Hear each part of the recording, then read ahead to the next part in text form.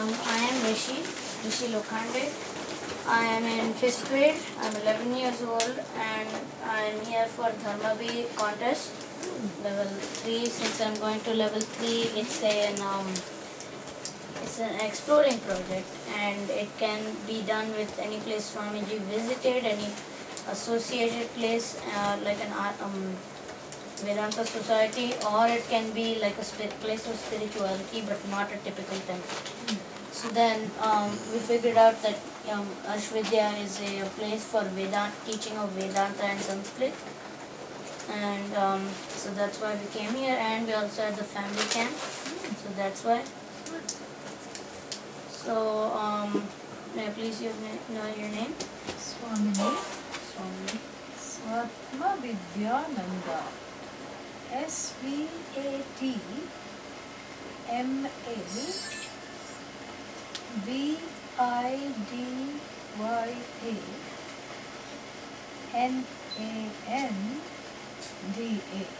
It's a long name.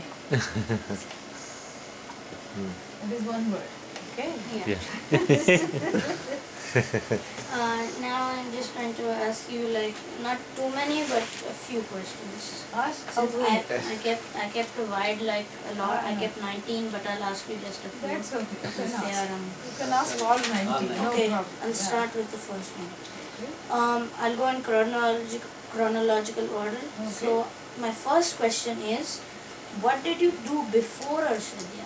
Like before you came to this ashram? Yes, but you see the thing is, after you take on these clothes and you become a Swami, you are not allowed to talk about the past.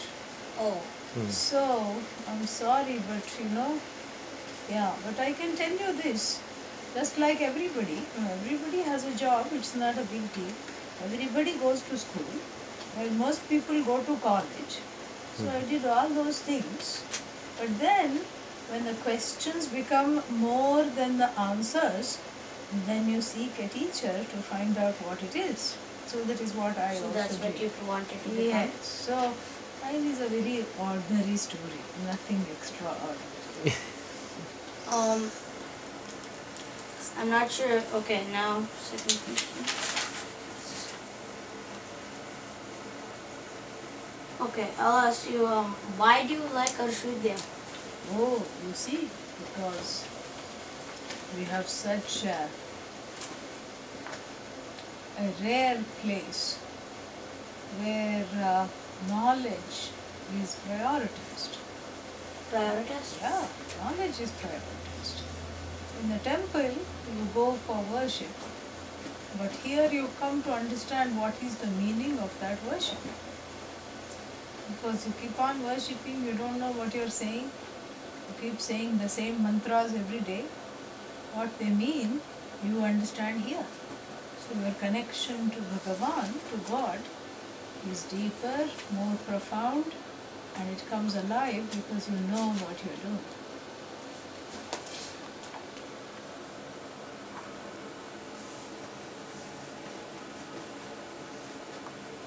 You can ask next question, Rishi. Yeah. And Also, you we can have write the the- recording, so you can copy. You don't need to write, you can just write keywords. Okay. What is spirituality to you? Spirituality means the ability to see something extraordinary in the ordinary. If you look out of a window, any window, you may see some trees, you may see some birds, you may see some people. It's the ordinary way to look at something. But you think of them as an extraordinary Yeah, form. so when you look at them as an incarnation of God, that all this here that is there is a manifestation of God, that is spirituality. Spirituality or spiritual growth is also being able to accept what is, because you see, in our life there are so many things we do not like, and we can't always like what we do, like homework, So We can't always do what we like. So we have to like all that comes to us. That is spirituality. To grow in acceptance and in compassion, to accept yourself, to accept the whole world as nothing but Bhagavan, that is spirituality.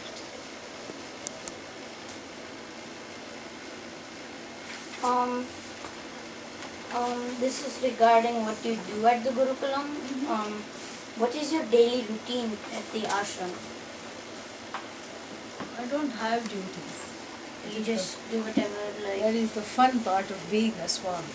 A Swami is a duty-less being. You give up the duties. And if there is a duty, I would say it is to teach. And so whenever people want some knowledge or some classes, I will teach. I travel. And sometimes, like now, I give interviews. You don't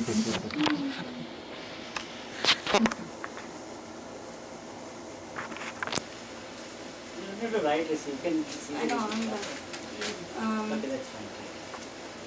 You will get no problem. Okay, write it. Yeah. What is how do you promote Hinduism? Well, I give talks. That is one way. Give talks on Hinduism? Yeah, I give talks on Hinduism. And that is one way. That is the most obvious way. But there is another less obvious way, which I'm sure you also do. Like when you're walking in the world, and then people say, what is it that makes you so special? How come you're not reacting? How come you're able to respond rather than react? There's a difference. Respond means you think about it and calmly say something. React means you have a knee-jerk reaction. And so here, even without saying anything, you promote the best parts of Hinduism by being who you are. Yeah.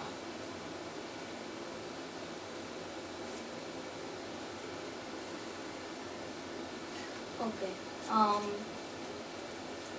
Based on like current or like past thoughts on Hinduism, where do you think Hinduism will be in about 10 years? I don't know, but I hope it will be in a much better place than it is now. I hope that people will no longer be afraid or hesitant to call themselves Hindus. Number one. Number two, I hope that in our own country we don't have to feel bad even though we are the majority, we feel oppressed. This is a very funny thing. Usually minorities feel oppressed, but this is one case where the majority feels oppressed. And I hope that we can continue to hold our heads high and not feel apologetic for who we are. And I hope that also that, religious tolerance no longer means for us tolerating abuse that is directed towards us. And I hope that the other mainstream traditions and religions learn the value that we have of mutual respect, respecting all other religions, and that is something they take from us. And their pressures to convert or to destroy us because we don't believe the same thing, I hope that we are able to influence, just like Gandhiji did in a very non-violent way. We are able to influence them and their beliefs. That is what I hope. Finally, I hope they will leave us alone to enjoy ourselves and enjoy them also. Barabar, na? Yeah.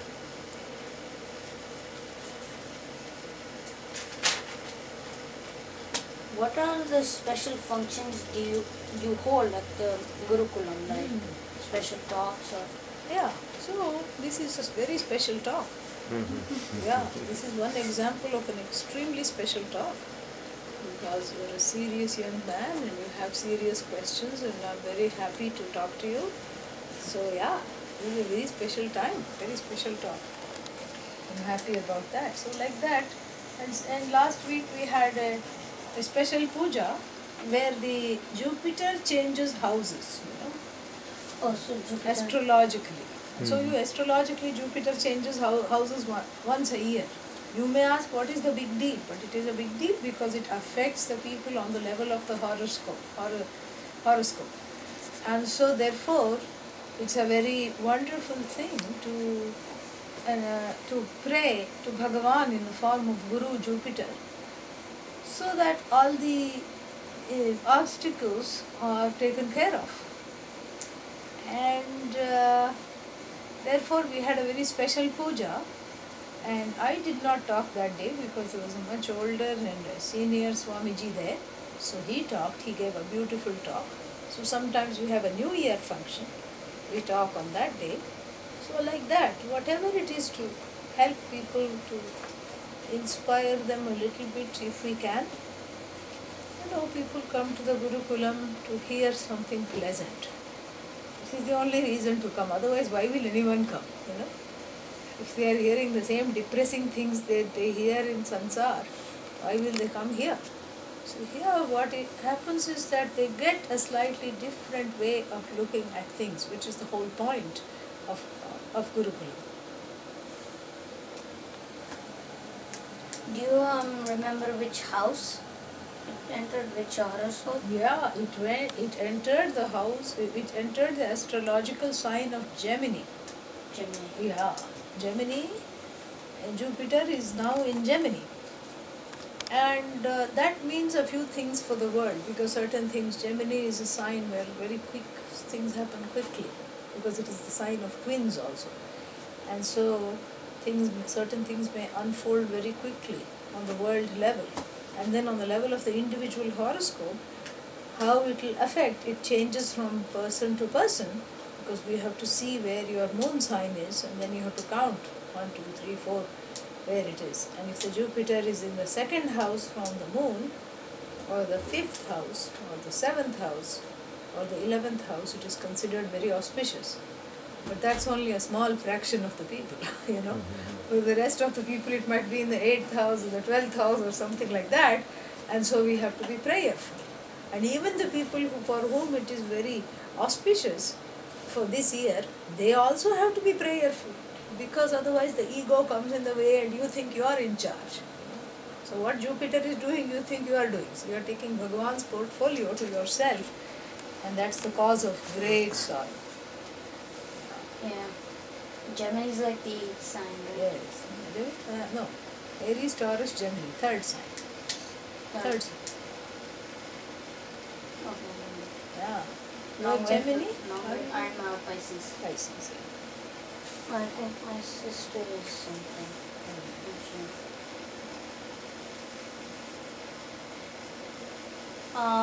What is unique about this? Is it because it's not just like a regular temple? Yeah, it's not a regular temple like we spoke before. In a regular temple, you just come, you bring some articles of worship or offering. On special day, you may give dakshina, you may give some cloths to Bhagavan, something. And then you ask the pujari, the priest, to say, please do puja in my name, let me be okay, let my loved ones be okay. And you ask for things, and you worship, and then you go home. That is all the interaction there. And of course the temples are beautiful, and most of the temples have good food, so you enjoy the food, you enjoy the people, and then you go home. Here you come to not to ask for things, but to ask, why am I asking for so many things? That is why you come here. You say, how come I have this huge list of desires? So the temple you go to keep asking for things. Here you come to ask the final question, how come I am asking for so many things? What is wrong with me? Am I okay even if I don't ask for these things? Am I okay? In sleep, do you ask for anything? No. How can you ask? You are asleep, I ask right? for sleep and sleep. Yeah, but when you sleep, you are not asking for anything. How can you ask? You are asleep. But you are okay. In fact, you are so okay, you don't even want to get up. So many times you have to be woken up. School is there. Get up, get up.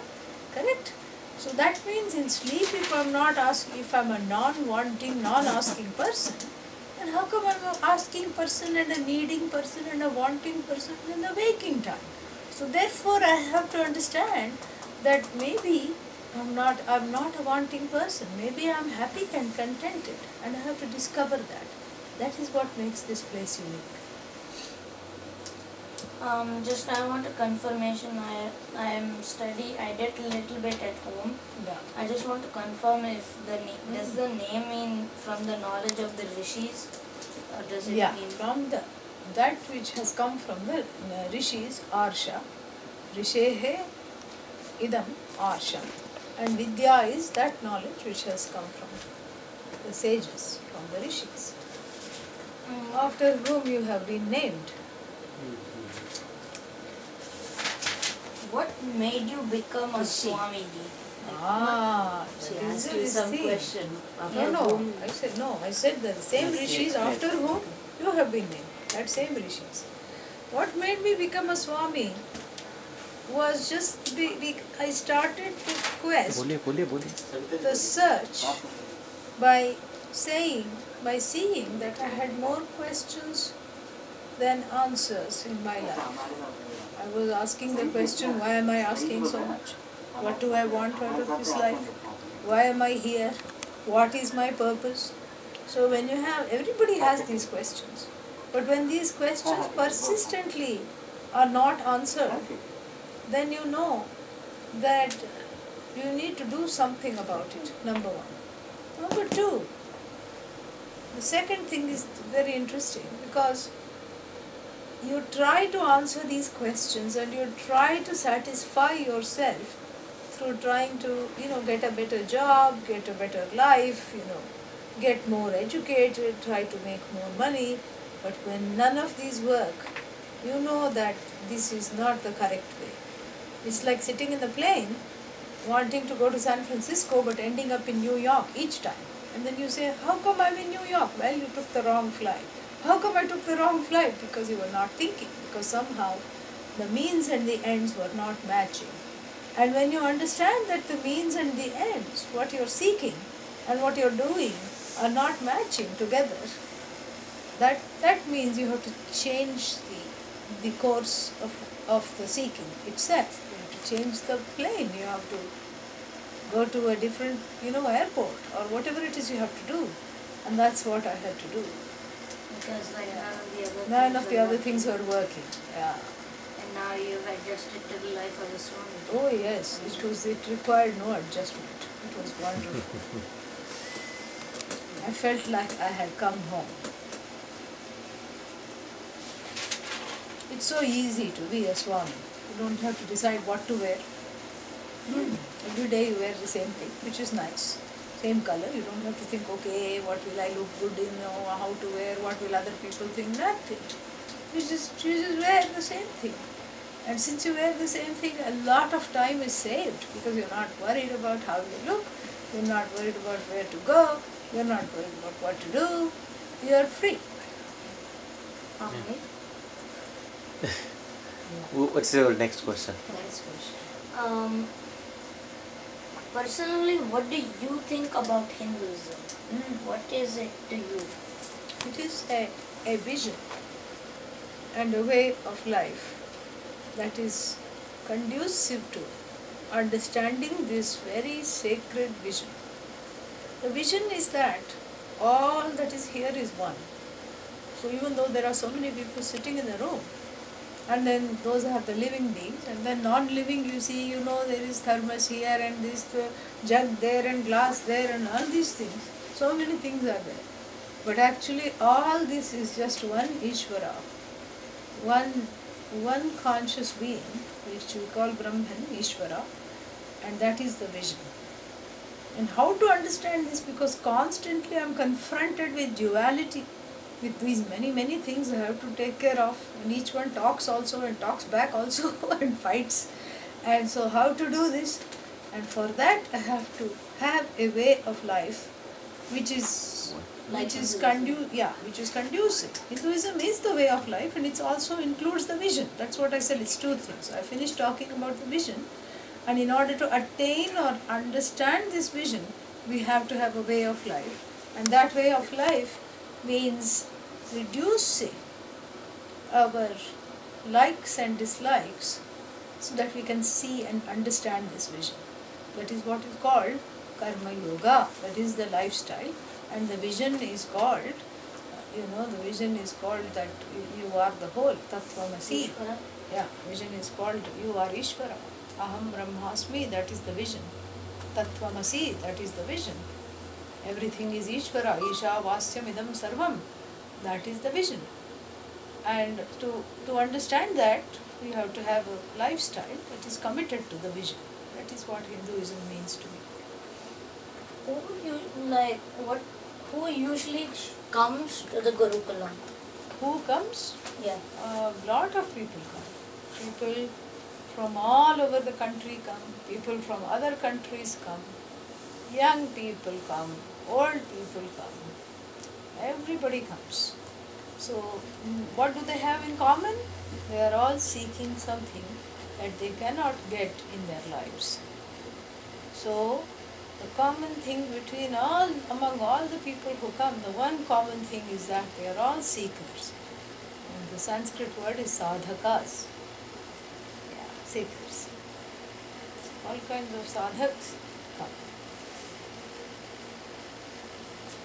So they're seekers of knowledge. Yes, seekers of knowledge come. Because nothing else works, they come. Yeah. You can ask your HSS question quickly if you want. Okay. I have a quick question about Swami Vivekananda. Yeah. How do, if you know like his message of universal peace, how does his message affect you? He is a very inspiring being, and he has inspired so many people, so many swamis, so many movements, and so many organizations around the world.